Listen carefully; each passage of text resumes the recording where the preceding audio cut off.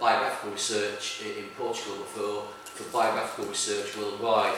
When we met yesterday, I said that, you know, they're going to have at least 10 years worth of data to work on. A huge amount of data will be generated through this research. So it's incredibly important. I mean, I feel incredibly privileged to be involved in such a kind of small way. As I said, thank you for the full introduction. It's very odd seeing your kind of work in retrospect. I just see myself as an ordinary bloke researching things that I'm interested in and pursuing interests that I have. And so really it's quite interesting seeing it all together. But anyway, I've called the title of the talk Adventures with Autobiography, Lessons for Research and Practice. When I was invited to speak, I wasn't quite sure what to focus on. Do I focus on an aspect of my work? Do I focus on a couple of things that I'm doing? Do I focus on my current research? What I thought I'd do is give an overview of some of the things that I've done and to extract some lessons at the end from the research practice that I've engaged in. And really it's to, I think, illuminate the possibilities, the analytical potential that biographical methods have. Where I'm different from the biographical echoes research is that I've tended to use, I've used biographical interview, but I've got a real interest in human documents, ephemera, the stuff of life that people create on a daily basis, but which we often throw away, but which reveal glimpses of who we are. So I tend to use letters, diaries, art, music. I've got a real interest in the history of sociology, so as we go through this, you'll see that I've used research notebooks, research ephemera to reconstruct those lives. I'll say a few things from the outset, just so everybody's clear where I'm coming from. I am not by any means a methodological purist. In fact, I don't really like the term methodology because it's too philosophical. People don't live philosophical lives. People don't live lives in the abstract. So I tend to use words like practice, which emphasise the doing of, rather than talking about the doing of, which as social scientists we seem to spend a lot of time doing. We philosophise and engage, but actually what we should be doing is thinking about the doing. I'm not, a theorist, but I draw upon certain theorists to guide my orientation. So I have a range of theories that I draw upon, a range of sociologists that are really influential to me, and I'll talk about some of those as I go through. I'll also say that I've probably got far too many slides, but I will try and cover everything. So, with autobiographical research, with biographical research, the starting point for me always has to be the researcher, the individual, because I think we need to be honest about the extent to which our own experiences provide a lens through which we understand the world and which drive our own interests. So the background picture that you can see there, they're my father's tool set from when he was an apprentice engineer in the UK coal industry. And again, I think it's an important reminder to me that actually the craft of sociology is that kind of practice-based, it's like any other occupation. It has a set of practices and tools. But it's an orientation that I have, that I go back and look through my own biography as a starting point.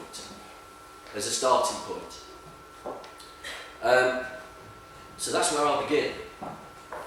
So it says here, I wrote a piece on the fate of sociology in the UK, and I use my own biography to explore.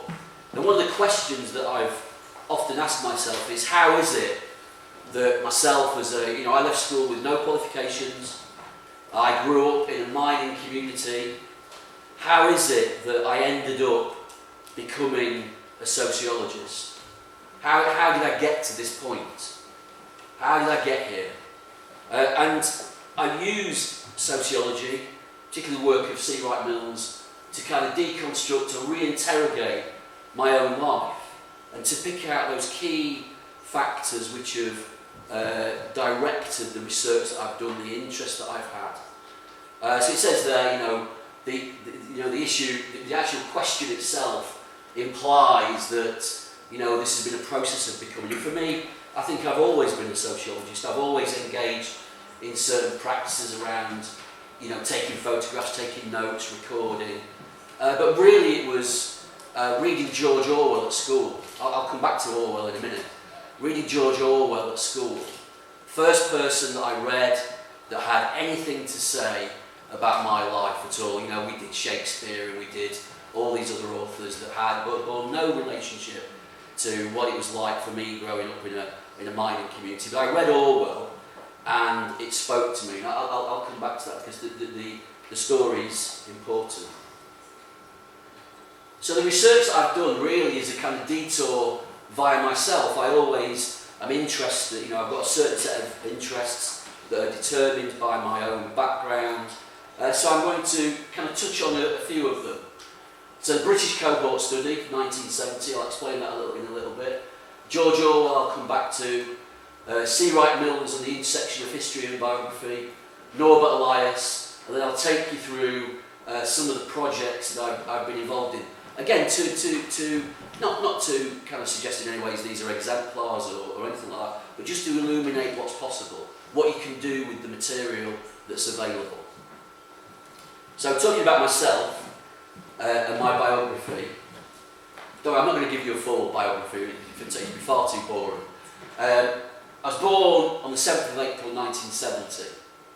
There's nothing particularly special about that. However, that falls within the week of the 5th to the 11th of April 1970 that was used by the Institute for Child Health at the University of Bristol as a sampling device for the British cohort study. So my arrival on the 7th of April meant that not only did I join my family, but I also became a respondent to one of the largest cohort studies in the UK. And actually, it's one of the reasons I became an academic, ultimately. My mother was so keen that I participated in this study every 4 years. So as it says there, I've been tested and examined and interviewed and explored every 4 years throughout my life. And I developed an interest in survey methodology. At 16, I remember writing on the survey instruments a critique of their questions. But anyway, that's another story. So this cohort study, it's a story of my life. It's a punctuation. Every 4 years, there are punctuation marks where I get to tell my story. So it is biography. It's a fullish account of my life, covering all aspects of from what I ate, as a child, what I watched on TV, relationships and so on. It's that snapshot every 4 years. The data collected in this longitudinal study is about me. I feature in the aggregations, the correlations, the regressions, in all manner of discussion, some more directly, some more indirectly. But it's the story now of my family and friends and of around 15,000 other people. It started at 17,000 odd, 2,500 have either gone by the wayside or unfortunately passed away, but there's now 15,000 of us. It is my story. But is it my story? Again, I've used this data and I've used the 1958 cohort story data, and as has been suggested earlier, we can do incredible things with that data. We can produce the graphical representations, we can produce those aggregate stories. These are people's lives.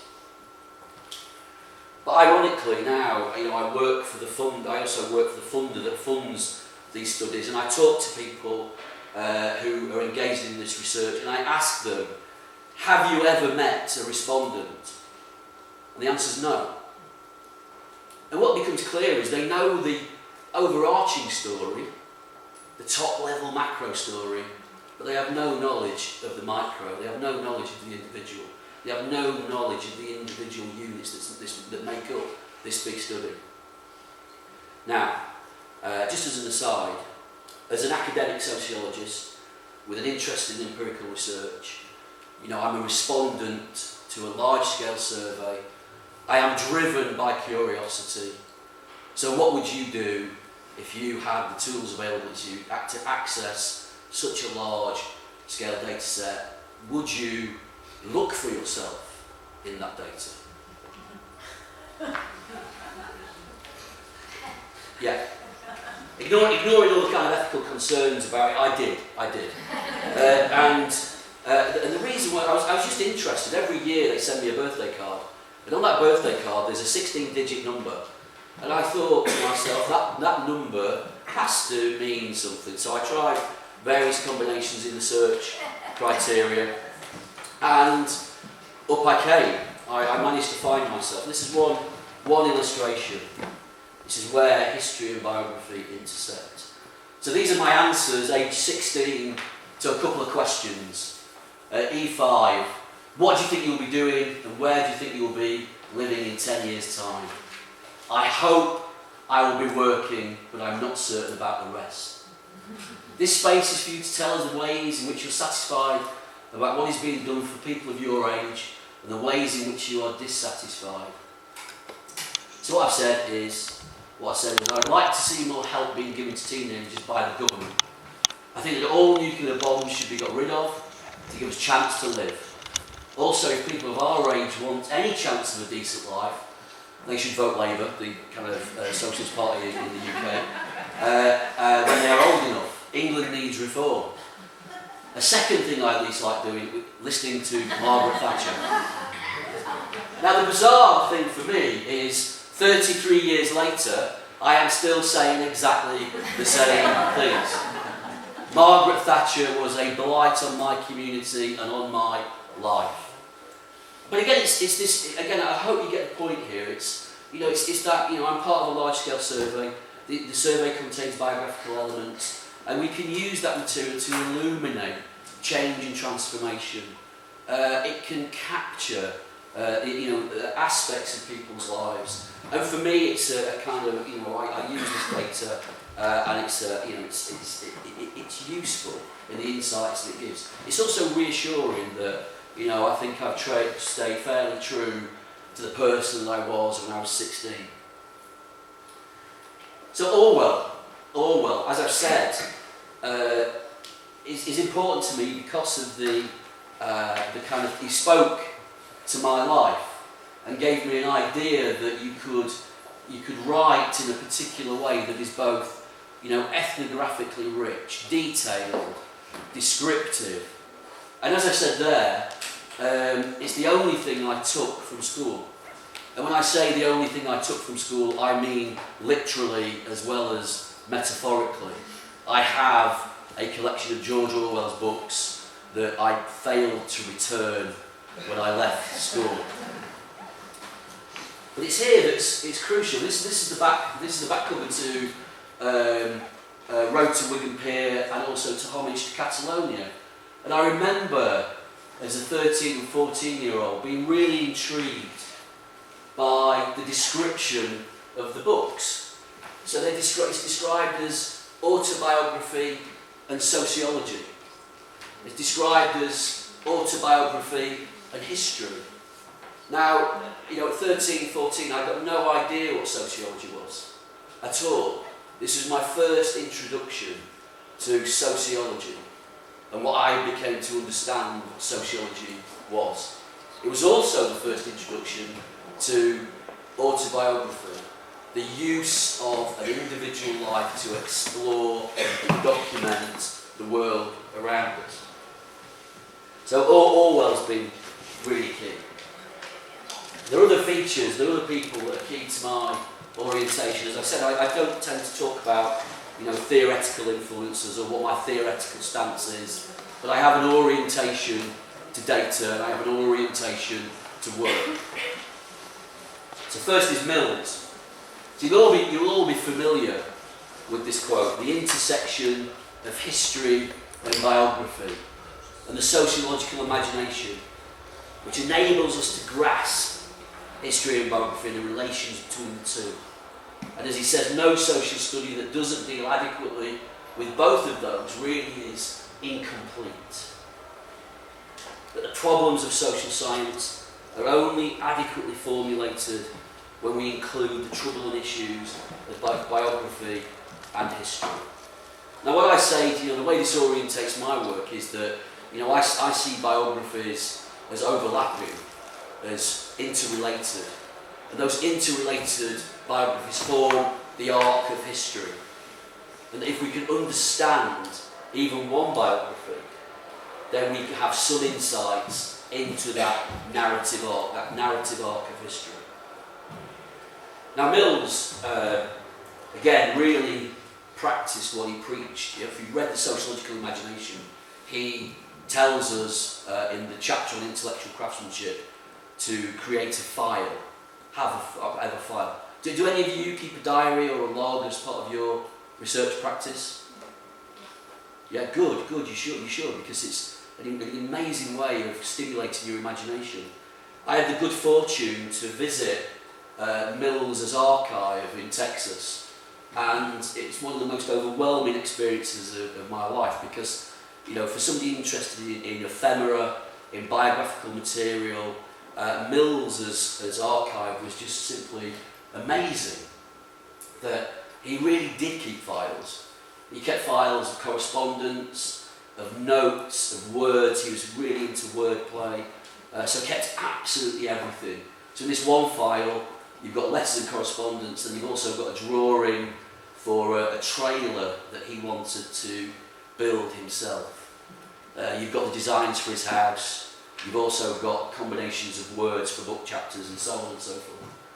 But this ephemera reveals something about Mills that you don't actually get from the books.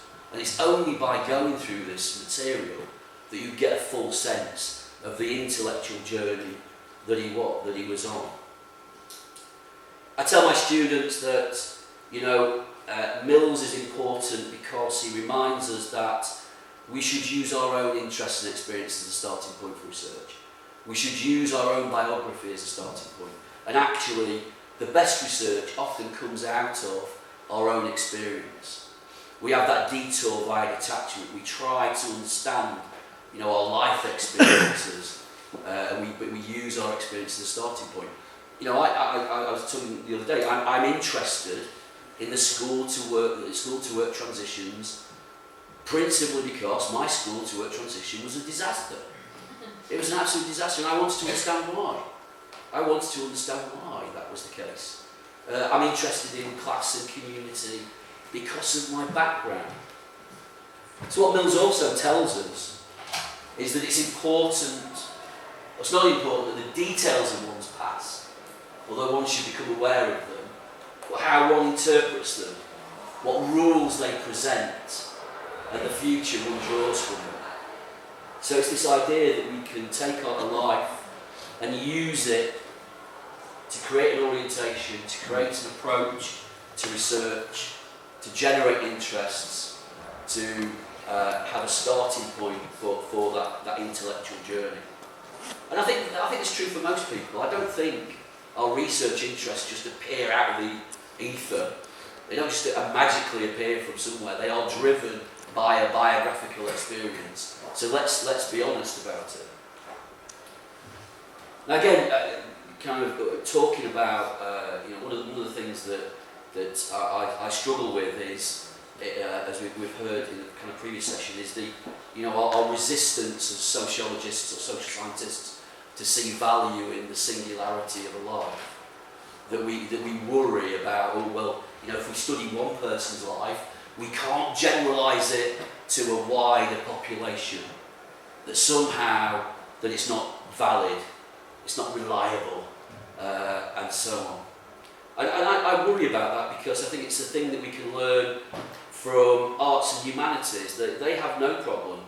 You know, literary scholars have no problem about writing biographies and drawing out the kind of life lessons from an individual biography. They have no problem about, you know, reflecting on that the position of that biography in that particular period of time or whatever it is. They have no worry about it. For me, this is solved really by Elias, and the kind of problem of the subjective or the singularity of a life really is solved by this. This comes from the book Society of Individuals, where Elias analyses pronouns. And he says, there can be no I without he, she, we, you or they. It's plainly misleading to use such concepts as I or ego independently of their position within the web of relationships to which the rest of the pronouns refer. Taken together, the personal pronouns are in fact an elementary form of expression of the fact that every person is fundamentally related to other people, and that every human individual is fundamentally a social being. So what does this mean? It means that actually I is a plural. Yeah? I is a plural. It's not individualised at all. It's a plural. So if we take that as a starting point, then there is inherent value looking at an individual's life. It also points to the fact that biographies and autobiographical forms are not capsules of uniqueness. They're not unique. They are not hermetically sealed, but are relational. Who you are as an individual is a product of your relationships and the point at which you live in history. So we can use that life. Does this make sense? Yeah? So you can use that life to understand, like Mill said, you can use it to understand that arc of history. So I use these questions as well from Elias in the kind of work that I've done. So what he calls sociogenetic questions.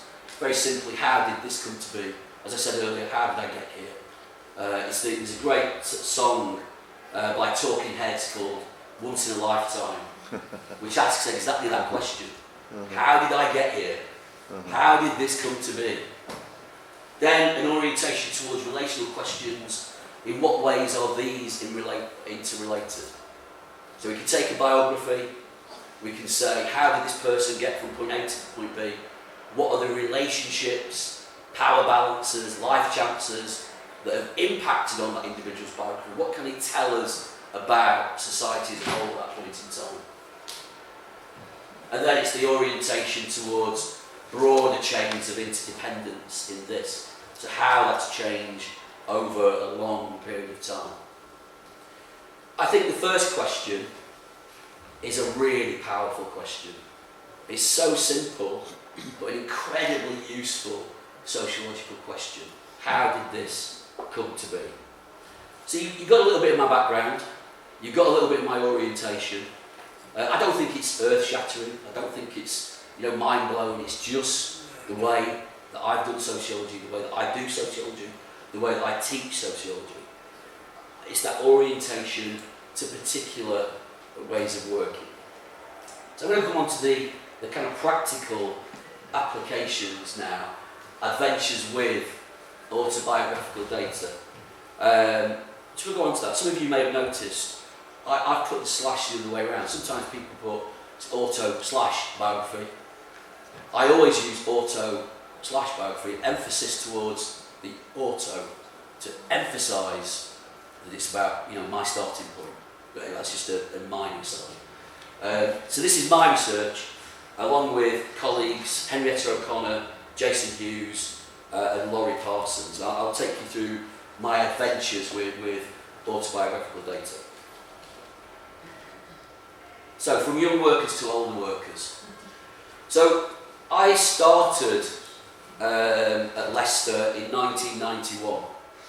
I know I don't look that old, or maybe I do, I don't know. I started there in 1991. And as a junior researcher, I was put into this attic office, this dark attic office of this horrible building. But in that attic office, on the floor, spread out, were 850 interview schedules. I don't know whether the kind of rats had got up there, but all the boxes were decayed, all these interview schedules were all over the floor. And so I spent time tidying the office, collating all these interview schedules. And I started to read. I actually spent more time reading them than I did my PhD, but again, that's another story. These interview schedules were fascinating because it transpired they were from a project looking at the transition from school to work in Leicester in the 1960s. And the young people were interviewed just at the point that they'd entered work. And it was a really odd interview schedule. So it got a real fantastic event history diary, a kind of events calendar. But then it also got questions like, if you won the lottery, would you carry on working? What are your relationships with older people like? So it's like a real mishmash of questions. Anyway, it transpired that this was a project that had been led by Norbert Elias, his only foray into large-scale, publicly funded, survey-based research. And they'd committed to the field for a few years, so they interviewed people born in 1944 and left school in 1960 and 1962, interviewed 882 people, and we found 854. Semi-structured interviews, 82 questions, 5 sections. But the interesting thing about the project was that the data was never fully analysed or published. And the reason for that was that Elias and the research team fell out. They had a major argument about the running of the project. And so the data was simply left in this attic office. And then 30 years later, 20 years later, I come along and there you go. We've written about, if you want to know more about the backgrounds of the disputes, again, standard academic issues around, rights to publish, question formats, analytical orientation, all those kind of things that academics fall out about, but they did fall out. So it was never published. There's a few of the cases that we used in Ashton, a book by Ashton and Field, which I'll come back to. But we were essentially presented with original primary data. So what we thought would be, it'd be interesting to find out what happened to those people.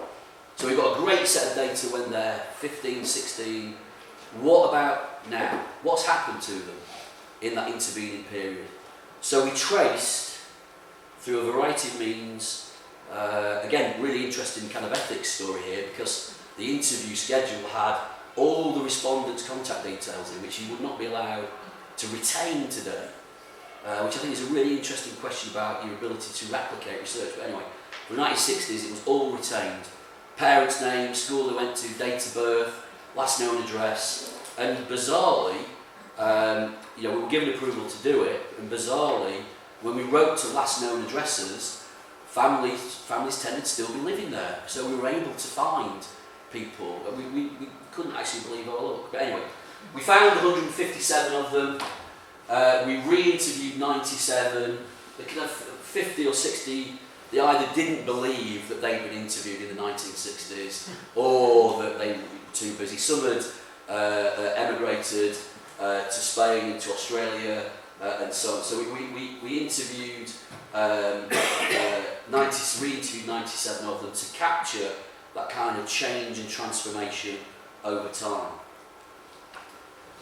We used photo elicitation, as Anna and Magda are going to do. We asked the respondents to provide us with photographs of what they were like, to kind of represent what they were like as teenagers. And I think, in terms of method, this was the best thing that we did. We had a fantastic interview schedule, but the photos were incredible because they were a kind of window into a life that's gone, and it prompted so much reaction, so much reflection.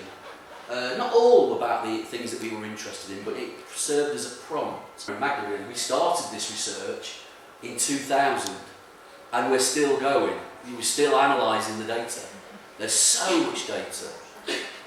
And it's led us to find things that we weren't initially looking for. So again, one of the things that becomes interesting to us is that where some of the data had been used for analysis, predictions were made for those individuals in terms of their careers. What we found is that actually people didn't follow the predicted life patterns that were set out for them. So it's not very clear, but there are two models there. One is these, when they interviewed kind of middle class kids, certain life trajectories were mapped out for them, but very few actually followed that life course. And using their biographical data, we were able to pinpoint accurately the point at which the local labour market collapses in the 1980s and where people's lives converge. So you may have been a kid who left school with qualifications, or you may have been somebody who left school with no qualifications. You end up working in the same factories, doing the same jobs in this labour market context. The labour market collapses, and that's revealed through their biographies. So we use this data in a variety of ways. There's quite a few publications that have come out of this, and if you're interested, I can provide them. But again, one of the things that we were really interested in with this data was what you kind of loosely call also the biographies of the researchers. So the people that did this research. We were interested in them because of the disputes that took place between them and Elias. We were interested to find out more about them, and by some strange coincidence, one of the researchers on this team had actually been my dissertation supervisor as an undergraduate. Again, poetic convergence, I didn't know this, just one of those strange coincidences. And we were interested because they'd left fantastically rich field notes, their own field notes. And so we also subjected the field notes to secondary analysis. And we did that so we could get an understanding of the orientations that the researchers had to this project. So here's, we wrote a paper called "They Had Horrible Wallpaper." And it just made me think about, I think there are things that researchers in the past would commit to paper that you may well think something, but you certainly wouldn't write it down.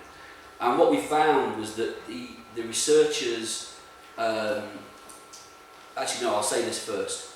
I'm not, this is about change and transformation in research practice. I'm not judging anybody from what they did in the past. I'm not using the prism of the present to say their research practice is inferior or problematic. Research practice then is as it was, it is. And we presented this data to the research team, and they were both horrified and amused at some of the things that they'd said. But we subjected it to analysis. So this is an extract from an interview, field notes from one of the interviews. The boy, to use his own phrase, was rather miserable face, but friendly. He came from a large family who lived in one of the decrepit slum dwellings in New York, which is an area of Leicester. Ironically now gentrified and very expensive. The front room was filthy dirty, smelt, and the wallpaper was peeling off, and had already been torn off. There was no carpet and very little furniture, apart from a large TV set standing in the corner. The children were filthy dirty, and the mother was a pleasant woman, shabbily dressed. And this is not untypical. The analysis of the interview notes became really important because we were able to, when we started to reanalyse the data, we were able to ascertain a real class bias in the data collection process as an artefact of the researchers' own biographies. The interviewers tended to be middle class and university educated. The respondents tended to be working class, working in manual or skilled jobs. And what you see is a kind of narrative that appears. So the respondents, the researchers, explain away middle class failure. Oh, it's that they're the victim of circumstance. Oh, there was a problem with their employers. The working class kids, on the other hand, oh, they are deficient. They are, educationally problematic.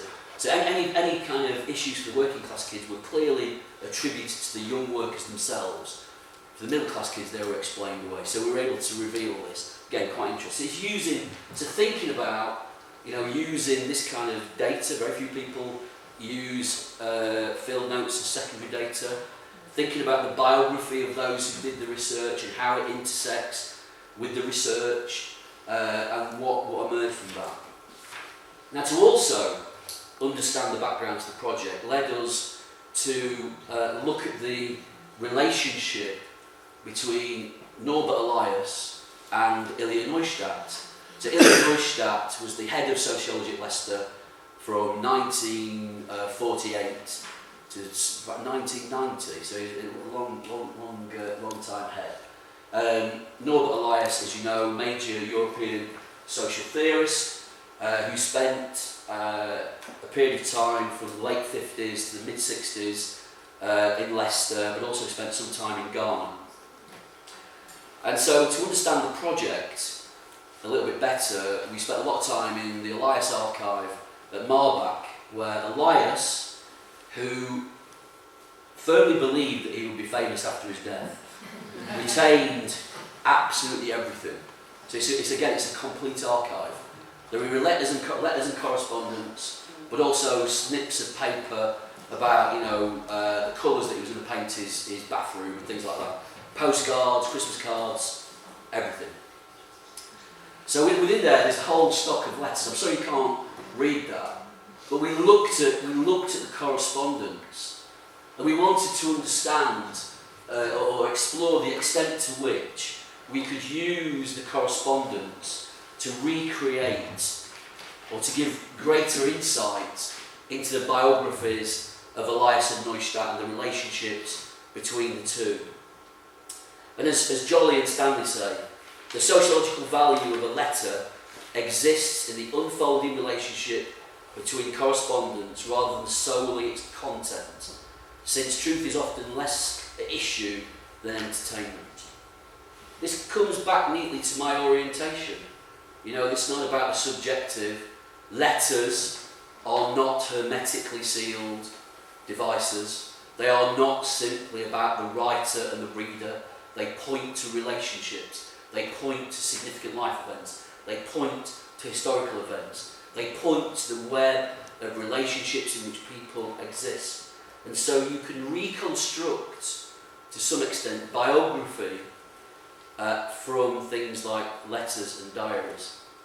And so we subject the letters to analysis. This is a good example because what's the first thing you notice about it? Do you notice anything about it? Annotated, exactly, annotated. So again, straight away we have insight into a kind of power relationship here. So what happens is Neustadt always dictated his letters to his female secretary, and then what he would do, if there was anything extra that he wanted to say, or anything private, or anything that he wanted to kind of put in some scathing comments about a colleague, he would annotate by hand. So again, so annotated, reading the annotations alongside the actual text gives so much insight into relationships. Anyway, what did we find? So the letters reveal a distinctive dynamic relationship between Elias, played out in the epistolary forms. All the letters begin, my dear Norbert, my dear Elias. The content reveals a mutual dependence around clearly defined axes of respective personal strengths and weaknesses. So in each letter they go through this kind of, it's almost like a dance, where one says, oh no, you're really good at this, you need to help me with this, and the other one will say, oh no, you're really good at that, you need to help me do this. And we get this kind of reciprocal dance going on, through the letters. Neustadt was a supreme administrator. He was a manager. He got things done. Elias was a theorist. He was a thinker. Terrible admin. So between them, they had these complementary skills which are revealed in the correspondence. The correspondence reveals the extent to which Neustadt exerted influence over a whole generation of sociologists in the UK. So sociology at Leicester. Sociology was the third sociology department in the UK. Neustadt and Elias trained sociologists. They saw that as their primary function.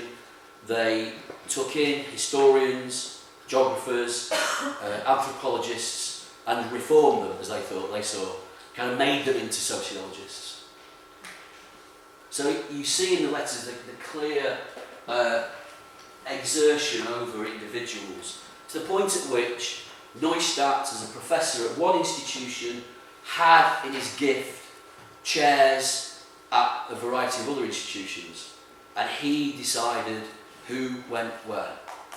So if you were in his good books, you did well. If you weren't in his good books, you ended up staying at Leicester.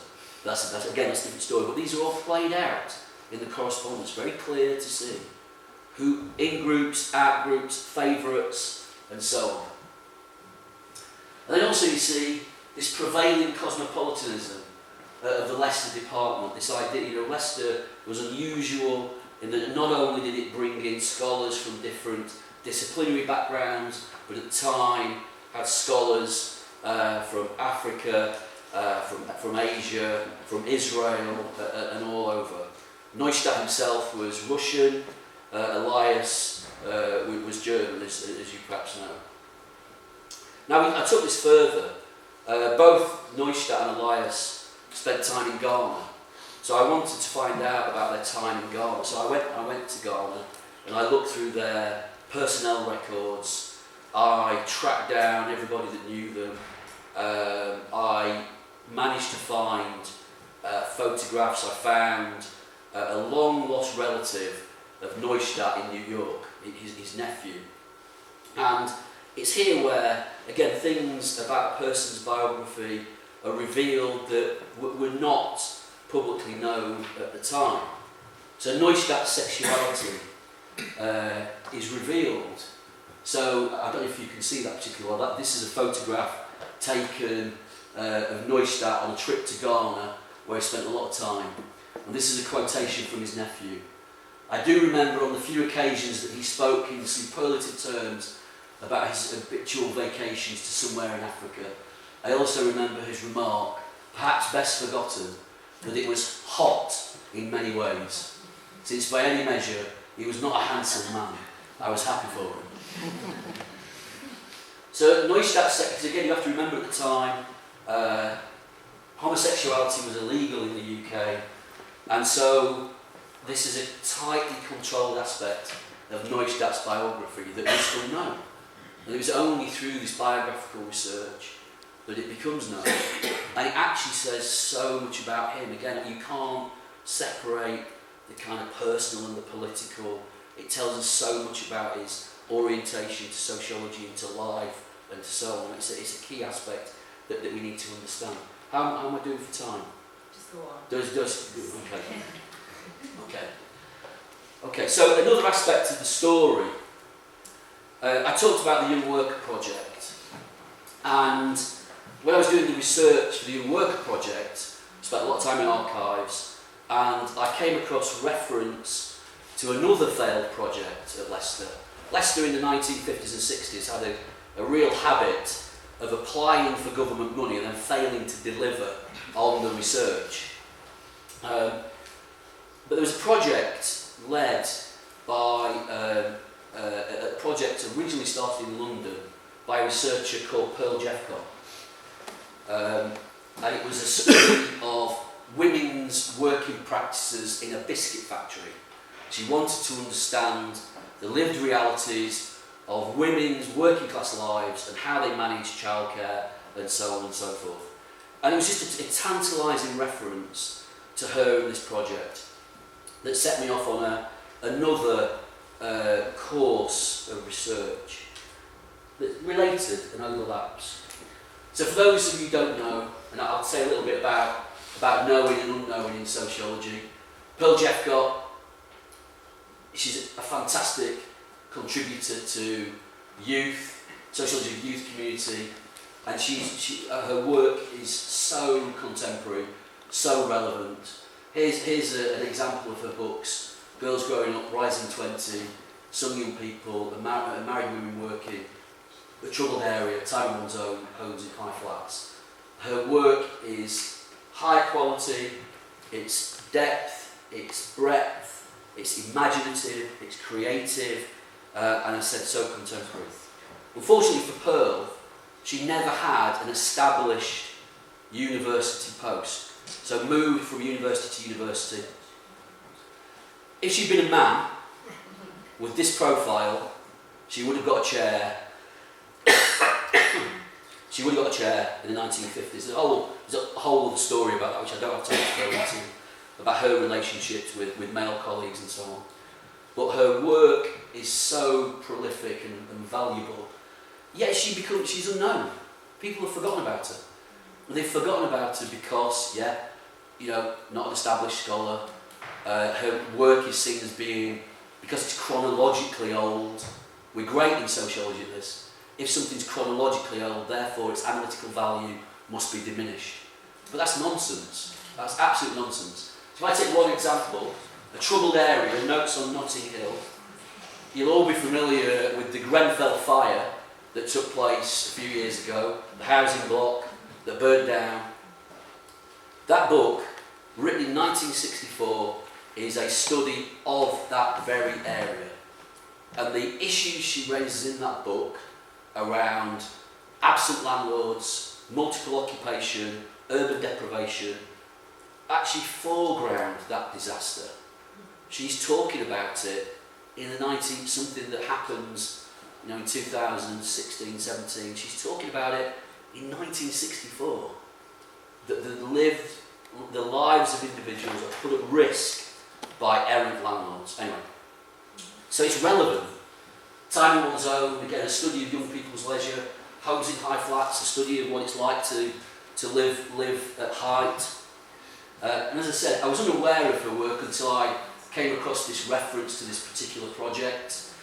So the actual story is that she'd done this project called Married Women Working, and her boss and Ilya Neustadt wanted to collaborate. So what they did is they appropriated her project and her research ideas, applied for money on the back of it, then did this study. They surveyed 500 women in a Leicester hosiery factory. There was only one paper that ever came out of it. But anyway, as I said, it started an interest in her because she was a methodological innovator.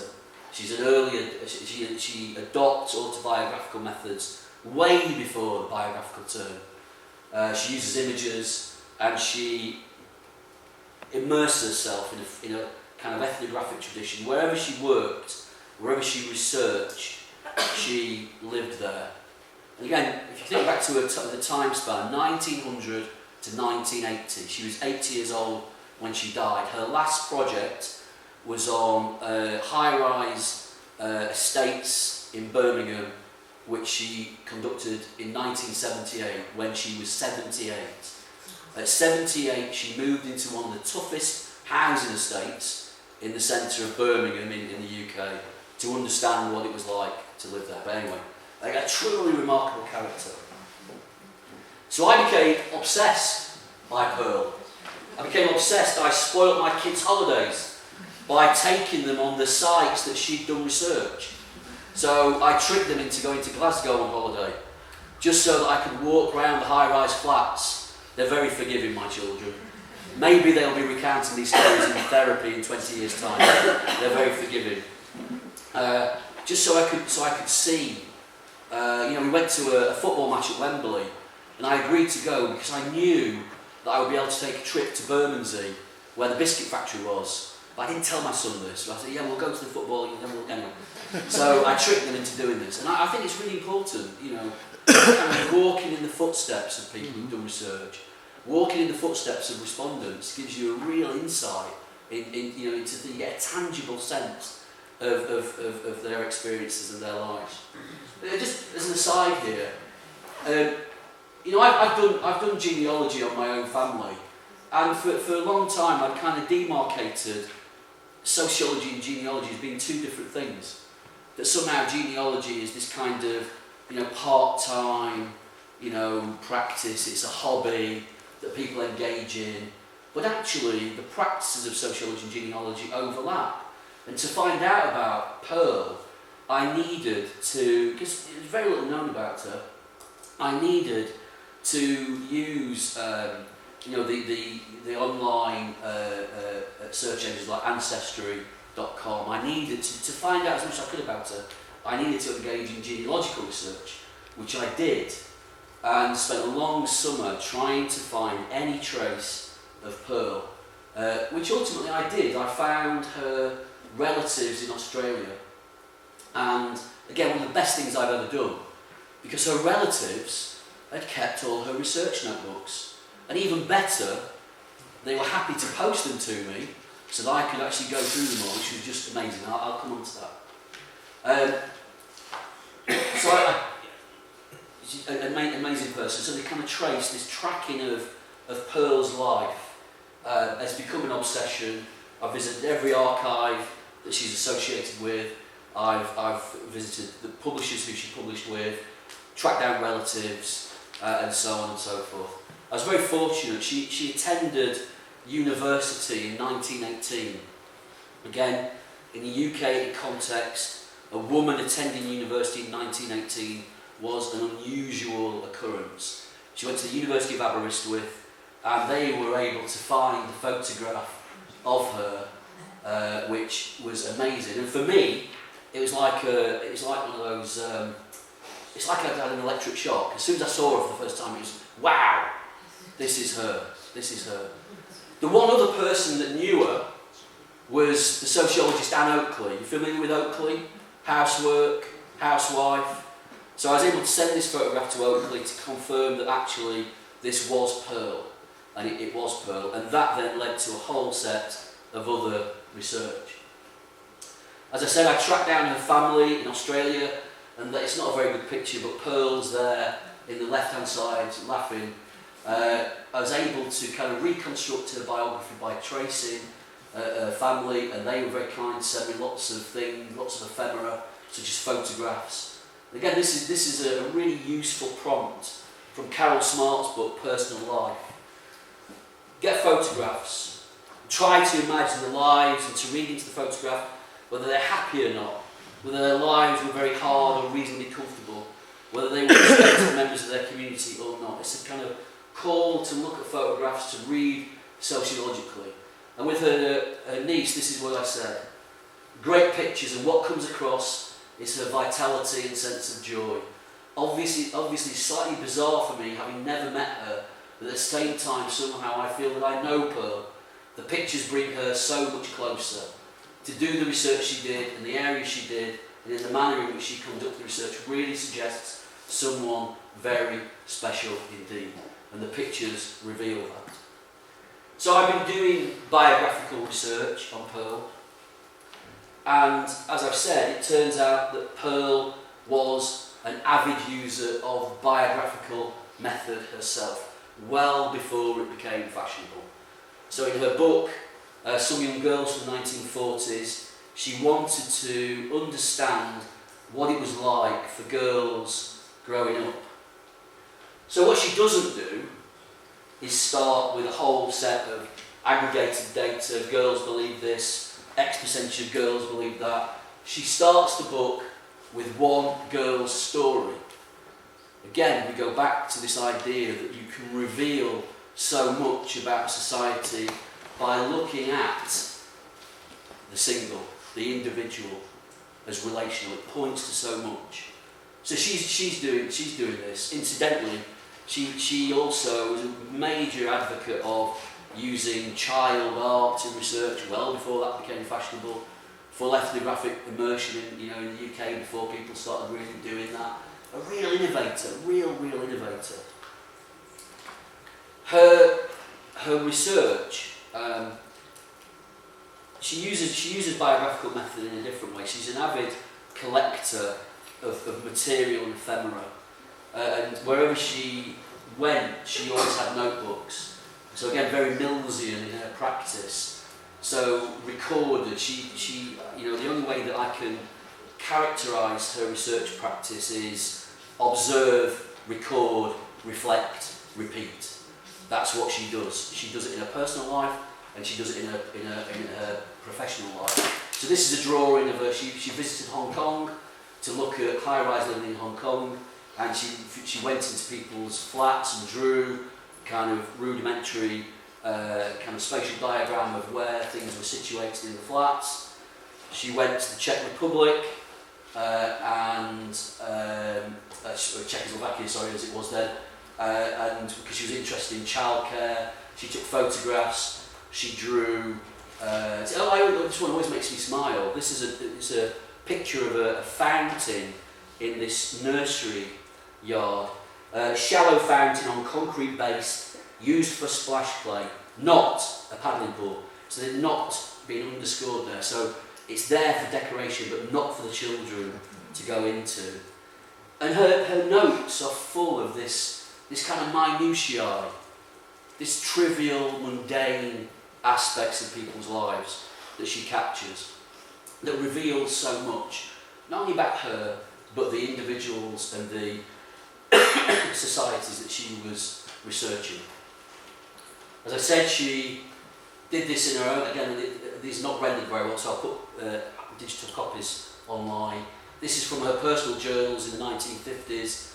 Again, wherever she went, she recorded, so she would draw places and people and plants and animals. She would describe in meticulous detail everything that she encountered. Go back to the start. From this material, we can reconstruct her biography. I don't necessarily, there's nobody I can really interview about Pearl now, apart from Anna Oakley, but I can reconstruct her biography from all this ephemera.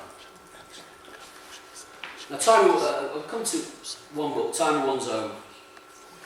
I'm nearly finished. This is Time of One's Own. 2 images from that book. Again, one of the things that fascinates me about Pearl is she was a very creative researcher. And she had this idea that taking photographs or using photography in research was one thing, but actually there's a whole group of other people, artists, who see the world in a different way.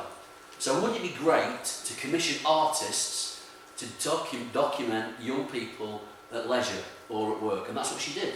She uses art practice in her research because she felt that it revealed something that you would not necessarily get if you simply took a photograph. She's an artist herself, she paints avidly. So these are 2 drawings, there's lots of drawings, lots of different styles of drawing as well in the archive for A Time of One's Own that reveal so much. And for me, I love the first image. I don't know if you can see, but in the corner there, just in line with the woman's head, on the table is a teapot, a bottle of milk, and a sauce bottle. And when I saw this, it brought me full circle back to George Orwell's Road to Wigan Pier. The starting point for Road to Wigan Pier is George Orwell writing with some disgust at how the Brookers, in the Brookers guest house, they kept the teapot, the marmalade jar on the table all day. That these are signifiers of class. It captures so much. Obviously the guy is very stylish because he's got turnips on his jeans, as have I. So obviously a very cool guy.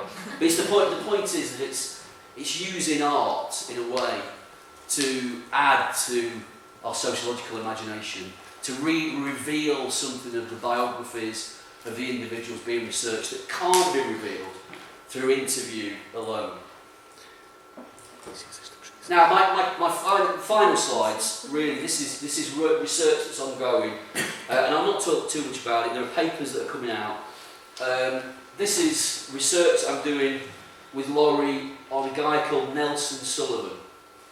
I'll just tell you the story, you can't read. I did some research to update my course. I do a course called the Biographical Society, and I was looking for some YouTube videos, and this YouTube video, you know the way that YouTube works, it's got an algorithm that sits behind it, it pushes videos forward. So just by chance, a video called Nelson Sullivan Goes to McDonald's appeared in my To View. And I thought, what's this about? This is a bit odd. But when I started to watch it, it became really interesting to me because this is a guy who, in the early to mid 1980s, was a videographer of the LGBT community in downtown New York. You may think, well, what's unusual about that? It's the date.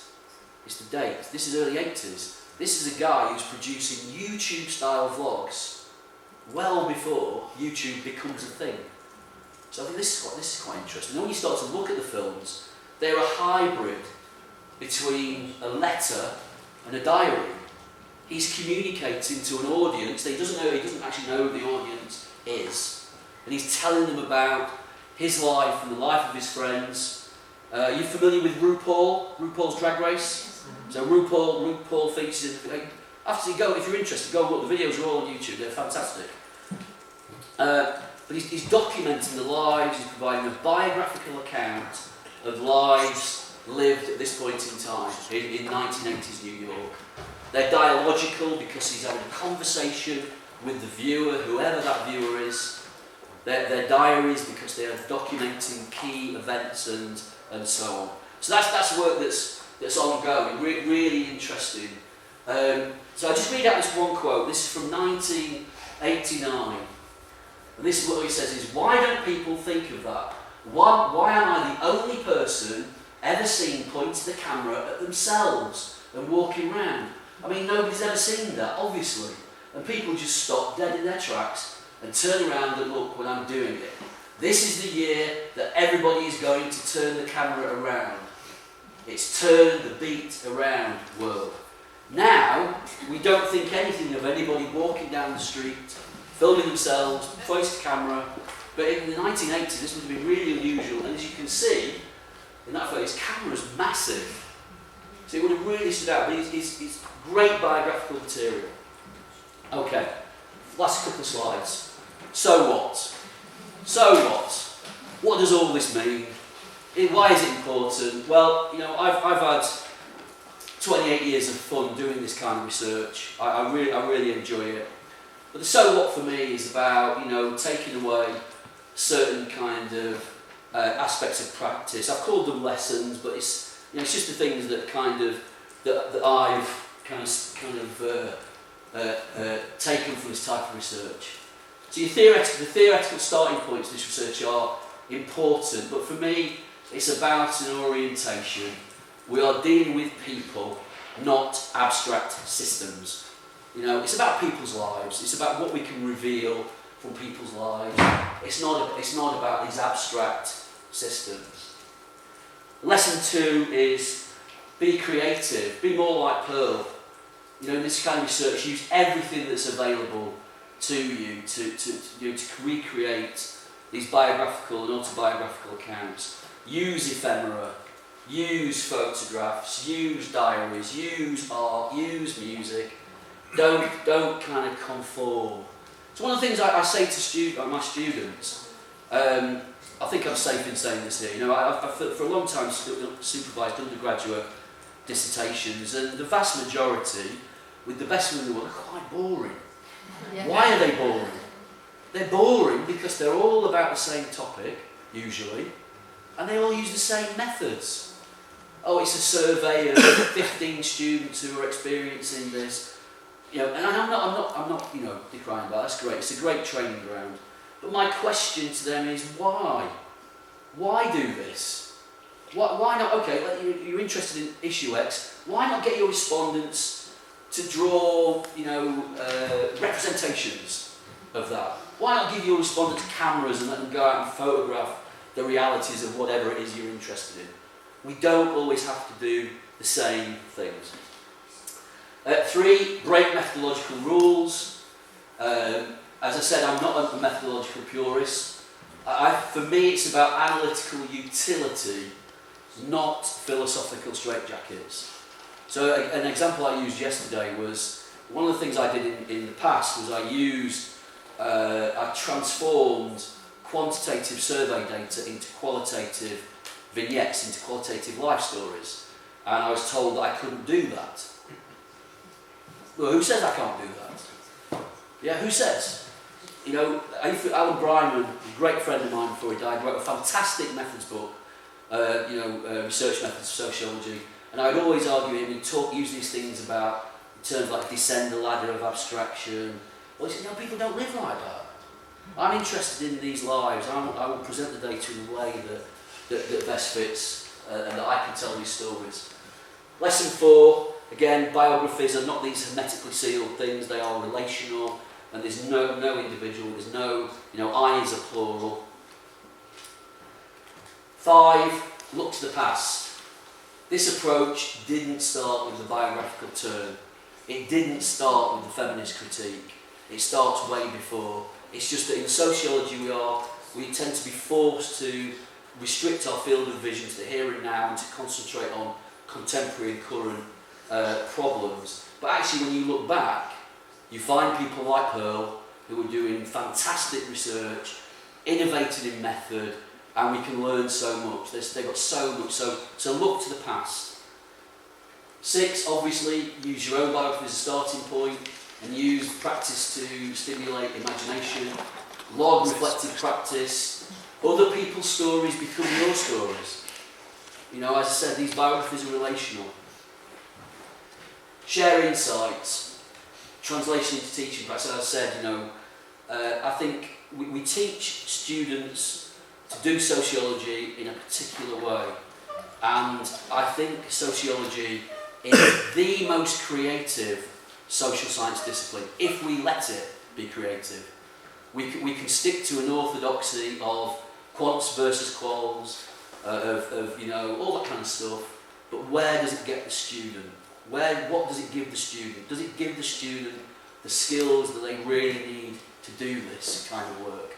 So translate the kind of biographical research into teaching. I always, again, in the modules I teach, I use my biography extensively. I use my family photographs, all those kind of things to share. And as I've said, walk in their footsteps, whether it's respondents or if you're researching something like Pearl or Ilya, by visiting the places that they've visited, by being in the places that they've been, you get that tangible insights into their lives. It gives an added dimension to that biographical narrative. Okay, that's me.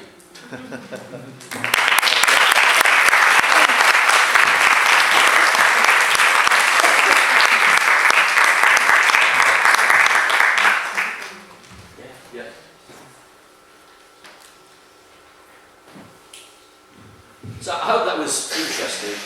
Again, it's a kind of meander through, it's the kind of life and times of John Goodwin, but it's I don't know. I hope it was interesting. Thank you so much it was brilliant. Thank you for sharing all the experiences and for giving us this following the lessons you presented here. We are running a little late, but we still have time for some questions. So if anyone wants to ask anything to John.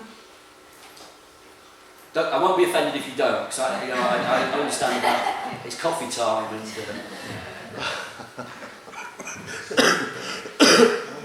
Hi, I'm Vasco. Thank you so much for this. I'm a fan of yours. I've read many of your papers and chapters and Thank you very much. Thank you. I identify a lot with even with your own biography or trajectory, with the given differences of country and so on and so on, and even with your orientation. And I want to thank you for bringing Pearl Jeffcott, which I don't think anyone here ever heard of. Who was quite interested in finding out more about her. A thing that I was thinking is that it seems, not only from today, but from what I've read, that you do kind of what I would call a slow research in fast-paced times that goes against the grain of these neoliberal times in academia. And so I would like you to give us insights on that, more on top of everything that you've already said. Yeah, it's hard actually doing slow research. It's hard doing historically oriented sociology. Because, again, I don't know what the kind of funding situation like is here, but in the UK we have this process called the Research Excellence Framework, which pushes you to do research that has impact, that can be demonstrated socially, and that universities are funded on the basis of that research. I've tried to resist that. It's hard to do it. I've tried to resist that. I don't want my own research agenda to be impacted by government narratives, by government funding constraints. As a discipline, of course, we need to have research that translates into social good, but we also have to have the capacity to do curiosity-driven research. So that's the first thing. The second thing is, would I have got promoted quicker if I'd conformed? Maybe, maybe not. I don't know. But I told this story the other day. A few years when I was looking at Ilya Neustadt's letters, my head of school said to me, "Why are you doing this? Nobody's going to be interested. Why are you doing this? No, it's just a kind of side thing. What you need to focus on are," and it was actually employment-related research that got tangible benefits and that kind of stuff. And I resisted because it was interesting to me. And actually, it turns out the irony of ironies. That paper gets published in the British Journal of Sociology, which is one of the top-ranked British sociology journals, gets classed as 4-star, which then goes into the Research Excellence Framework. And so actually, but if I'd not done it, I would have missed out, and I would have actually probably had a worse return. I think you have to think about Mills as statement about lessons from your life, and using them to orientate, provide rules for your life. So as I've said, it sounds really grand, but it's not meant to be. I think about my background, I think about growing up, I think about my community, and I want to try and stay true to that. My parents, my mum when she was alive, my dad, I think they think I'm still a student, actually. I think I'm still a student. But when they ask what I'm doing, they think, it is about, documenting and exploring community, exploring class, exploring their experiences, trying to understand.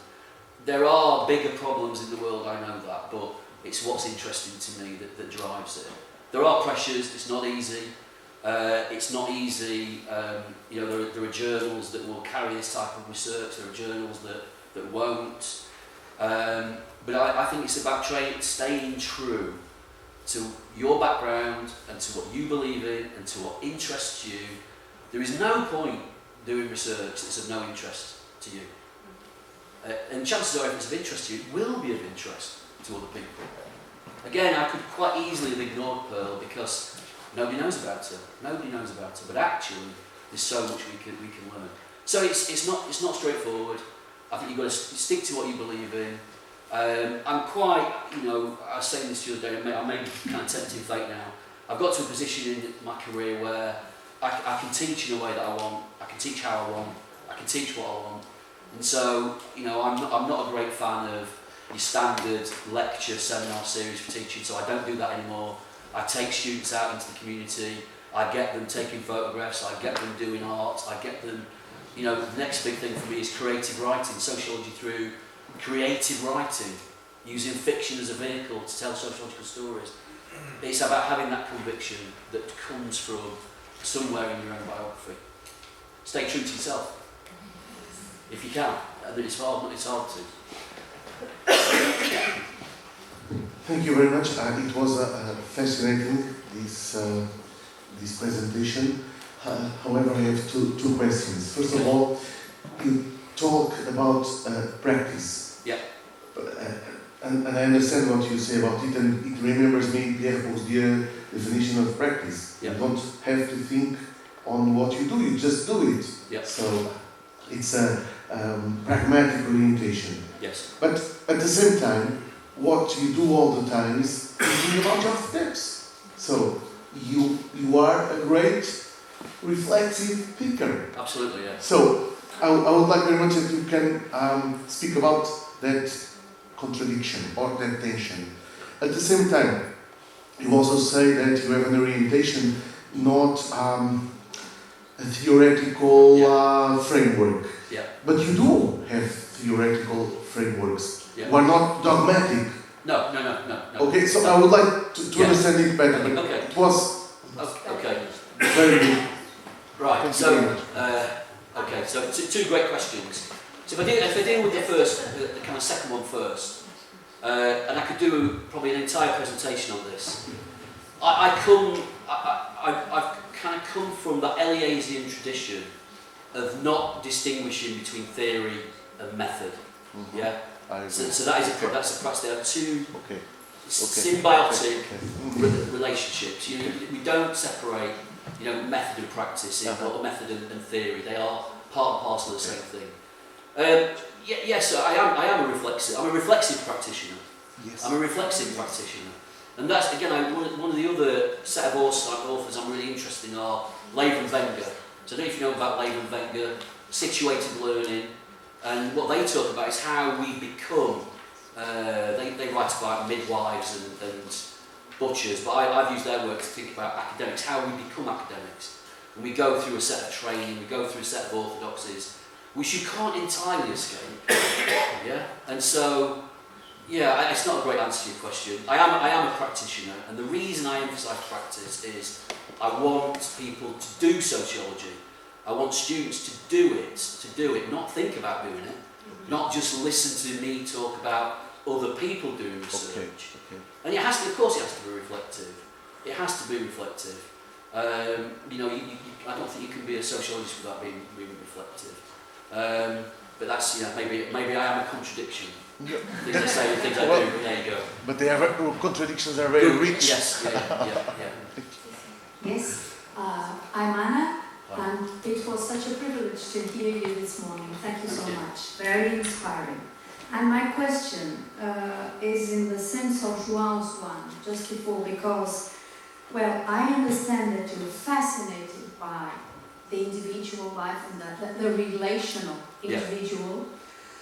But, and it seems to me that you go to the field without tools, theoretical tools. But I wonder, do you have theoretical enigmas? Is there any explanatory aim in the research you do? Yeah.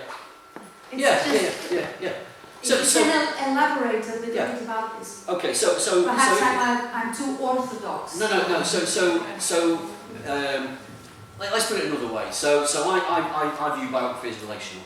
So the way that I use biographical method is to explore those relationships. The explanatory power is using lives to understand how those lives interconnect. It's what, again, I come back to Elias, what Elias would call figurations or configurations. That network of relationships. I've done other work where, power, for example, you look at power balances, power differences. That's all relational. It's all artifacts of biography and interaction. So the explanatory power is that journey onto understanding how relational, whatever it is that we're exploring, and how we can use biographies to understand that. Again, I don't have all the answers. My approach is not perfect.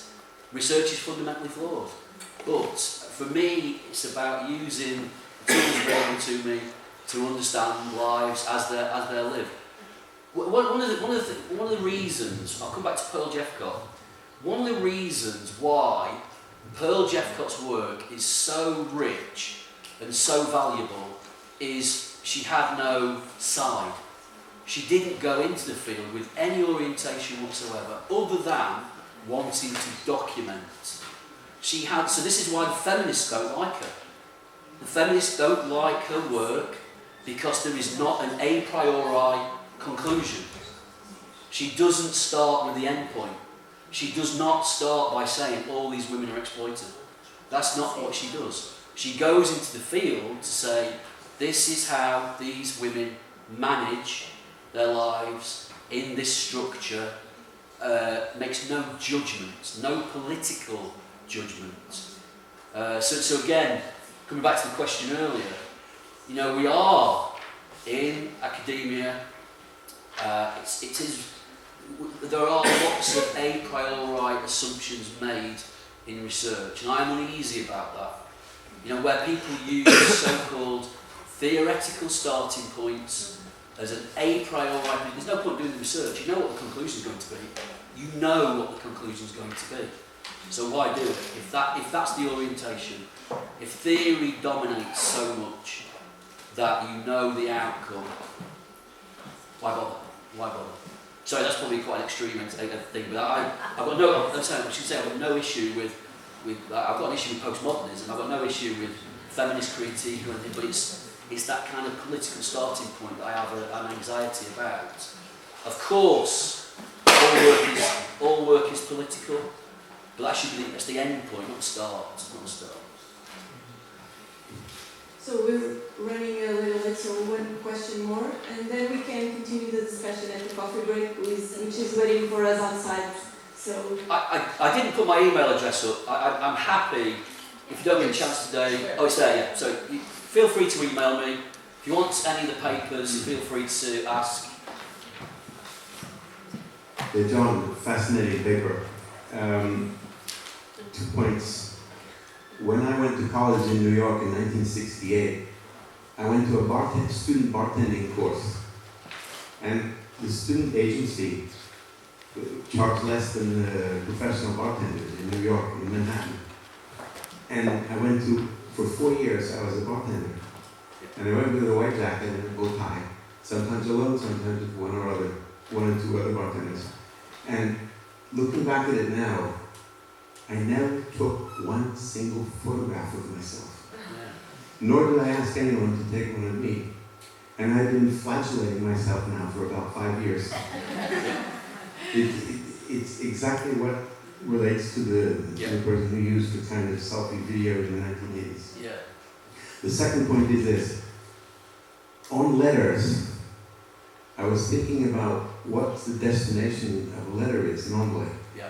It's to the receiver, to archive, or to keep. Yeah. Usually not to publish. Correct, yeah. And I remembered an amazing story by Herman Melville called Bartleby, the Scrivener, about 1850s or 1860s, if I'm not wrong. And Bartleby was a completely alienated person who worked near Wall Street in what was called the dead letters office, where people sent letters and they couldn't reach their destination. And it's a fascinating piece of literary work which might be used in biographical, in the kind of biographical analysis you're proposing. Yeah, thanks again. Yeah, absolutely. So I didn't get onto the ethics of this. There are lots of ethical issues in using letters and diaries that are not meant for publication, which we have to be mindful of. The ones that we've used, so the letters are publicly available in the archive. So that's one thing. But I'd also go back to what I said about Elias. Elias had a real belief that he would be famous. This is not a joke. His letters are often written as though they are going to be published. He writes in a particular style. They're almost articles in themselves. That's the first thing. The second thing is, we were talking about this yesterday, the kind of boundary, the fluid boundary between sociology and the arts. There is much we can learn from a literary tradition towards biography, letters and diaries. I've talked about Orwell. John Steinbeck is another favourite of mine. John Steinbeck used letters as a creative device. So behind the Grapes of Wrath, East of Eden, there are whole books of letters which you can look at. There is working journals, but he uses that form to work out his ideas. Yes, and as source material. I was saying there's a book by Steinbeck called Travels with Charlie, and very few sociologists would read that book. Literary scholars might read it. Because what Travels with Charlie is Steinbeck's travels through New York and then on to the southern states of America to get material for his future books. But they are written as that he's an ethnographer, actually. He writes in an ethnographic tradition. And there's much we can learn from that, and actually using literary sources to kind of stimulate the sociological imagination, for sure. Okay. So thank you. Thank you, John. Unfortunately, we don't have any more time, but we can continue this at the coffee break. We have to do a shorter coffee break, 10 minutes, because we are already very late. I'm sorry. And come back, please.